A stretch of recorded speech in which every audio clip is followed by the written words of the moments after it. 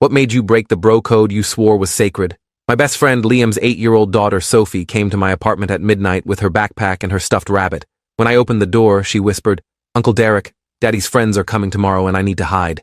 Her hands were shaking so hard she dropped the rabbit twice. I picked it up and asked what she meant by hiding. She pulled up her sleeve and showed me cigarette burns in a pattern on her forearm. Fresh ones and old scars. "The game room," she said quietly. "Only the special girls get picked for the game room, but if I'm broken, they won't want me." She was burning herself to become unsuitable. I called Liam immediately, my hands shaking. "What the hell is Sophie talking about?" He laughed that easy laugh I'd heard 1,000 times over 15 years of friendship. "Come on, man. You know how dramatic kids are. She probably saw something scary on TV. Bring her back and we'll sort it out." But his voice had this edge to it that made my stomach twist. Something in the way he said dramatic sounded rehearsed, like he'd been expecting this call. I hung up and looked at Sophie, who was staring at my floor.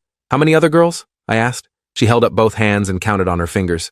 7, but I'm the oldest. The little ones don't understand the game yet. My phone buzzed with texts from Liam saying I was overreacting and needed to bring Sophie home right now or he'd call the police for kidnapping.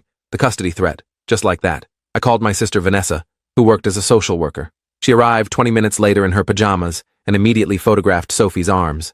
The burns were deliberate, spaced evenly, clearly not accidental. Vanessa's face went pale when Sophie described the game room in Liam's basement. How the men would arrive on Friday nights after the mothers dropped off their daughters.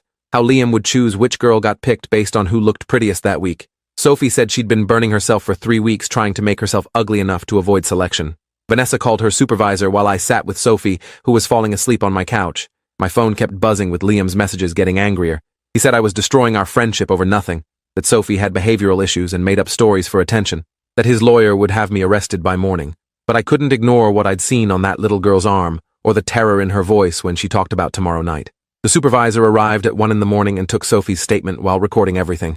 Sophie described 7 other girls whose mothers had weekend custody arrangements with their fathers. She named each girl and said they all tried different ways to make themselves less attractive. One girl, Mia, had pulled out chunks of her own hair. Another named Zoe wore dirty clothes and refused to bathe. They were 8-year-old children trying to protect themselves from something they didn't have words to describe. The supervisor called the police, and 2 officers showed up an hour later. They took Sophie to the hospital for a medical exam while I gave my statement about how she'd arrived. The officers seemed skeptical at first, treating it like a custody dispute rather than abuse. But when they saw the burns and heard Sophie's consistent story about the game room and the other girls, their attitude shifted.